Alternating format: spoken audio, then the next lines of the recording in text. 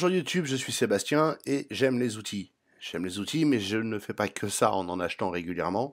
J'essaie aussi de me simplifier la vie et d'améliorer la qualité de ce que je fais, puisque ma mère me demande un meuble pour son barbecue, un truc pour ranger les bûches, qu'il faut faire des portails, qu'il faut ci, qu'il faut ça. Et au final, même si la majorité des outils que j'achète peuvent être remplacés par une version plus simple, moins chère, etc. Dans l'occurrence, j'ai acheté une découpeuse plasma et une ponceuse d'établi circulaire et à bande. J'ai aussi acheté deux petites boîtes de forêt qui étaient en stock parce que ça peut servir. Je les ai achetées non pas parce que j'en avais essentiellement besoin, puisque je peux poncer avec du papier de verre à la main, je peux découper avec une disqueuse, euh, pas aussi efficacement, pas aussi précisément, mais c'est faisable. La raison pour laquelle j'achète des outils, et vous verrez, j'en ai acheté d'autres récemment, c'est que on perd un temps fou. J'ai aussi acheté une perceuse à colonne, vous verrez l'essai bientôt. On percer des trous avec une perceuse, c'est bien, mais quand on a besoin de faire des dizaines de trous dans de l'acier ou dans du bois, qu'on les veut droits et qu'on les veut un peu précis, une perceuse à colonne permet de gagner un temps non négligeable et accessoirement de préserver les forêts, puisque ça perce droit, il n'y a pas de risque de le casser ou de l'abîmer. Donc des choses comme ça. Là, je vous montre les têtes que j'ai achetées. Ça, c'est pour le bois. Les outils comme ça permettent de gagner du temps et de gagner en qualité.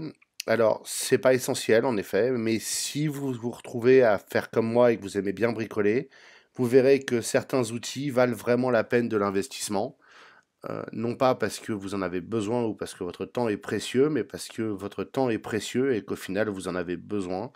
Parce qu'on s'use assez vite à bricoler, entre guillemets, à la petite semaine et à pas être équipé un tant soit peu correctement. Alors, j'achète pas du haut de gamme, comme vous pouvez le voir, hein, c'est un découpeur Lidl et une ponceuse Enel. Il y en a pour moins de 150 euros chacun. Mais pour ce prix-là, je vais gagner en confort de travail et ça vaut la peine à mes yeux d'investir pour son confort. Si vous en êtes encore à bricoler, et que vous le faites de façon régulière et que certains outils vous simplifieraient la vie, ça vaut la peine d'envisager de les acheter. Euh, je vous dis pas de tout acheter, je vous dis pas de construire un atelier professionnel dans la minute, mais considérez le coût d'un outil. Par exemple, un exemple plus simple, c'est les forêts. J'ai acheté des vraies forêts Bosch pour le métal. Ça a déjà changé ma vie avec la perceuse. Et le jour où j'ai acheté la perceuse à colonne, dont vous verrez bientôt l'essai, ces forêts et cette perceuse ont à nouveau changé ma vie puisque c'est devenu percer comme dans du beurre. Je perce de l'acier de 3 mm d'épaisseur avec facilité, et précisément et droit. C'est le genre de petites choses qu'il faut prendre en compte, c'est qu'au final, ces outils existent pour une raison. Alors évidemment, les versions à 2000, 3000, 4000 et plus euros existe pour des raisons d'intensité d'usage et de précision extrême. Je fais pas de l'aviation, euh, mais les versions raisonnables existent parce qu'elles ont un sens et que ceux qui les achètent ont déjà compris le truc en fait, que le temps gagné et l'amélioration de la qualité de ce qu'on fait vaut la peine parce que c'est plaisant de faire quelque chose de qualité et bien fait, de juste, de précis. Et gagner du temps, ça permet aussi, un, d'en faire plus, ou deux, d'avoir plus de temps pour faire autre chose. Bricoler n'est pas tout.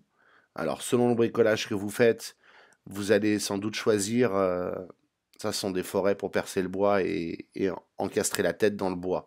La petite partie noire en haut permet de faire arrêt en profondeur et creuse le bois pour que la tête de la vis rentre dedans et que ce soit invisible. Ça m'a coûté 4 euros, c'est un investissement idiot mais qui a un sens. Et là, c'est un tuyau d'air de 10 mètres pour 7 euros. Pareil, ça va me simplifier la vie. Je vais moins déplacer mon compresseur. Revenons-en à pourquoi acheter des outils. Euh, Considérez ce que vous faites le plus. Moi, c'est globalement, c'est de la mécanique, mais ce qui me prend le plus de temps, c'est la soudure et l'assemblage d'objets, de meubles, d'établis, de tables, de ce genre de choses que je fais pour les gens autour de moi. C'est pas mon métier, c'est pas professionnel, je suis pas rémunéré. Euh, et quelque part, même si c'est un investissement pour mon temps libre et pour ma productivité et pour la qualité de ce que je fais. Donc, regardez ce que vous faites le plus, regardez ce qui vous prend le plus de temps, et considérez les outils qui peuvent vous faire gagner du temps. N'achetez pas forcément un truc dont vous le savez sera nul, parce qu'il prétend faire ce que vous voulez, mais investir peut-être 150, 200 euros dans un outil stationnaire, entre guillemets, c'est ces gros outils dont je parle, vous changera probablement la vie. De la même manière qu'une perceuse sans fil change la vie quand on perce beaucoup et qu'on a besoin de visser, percer, visser, percer.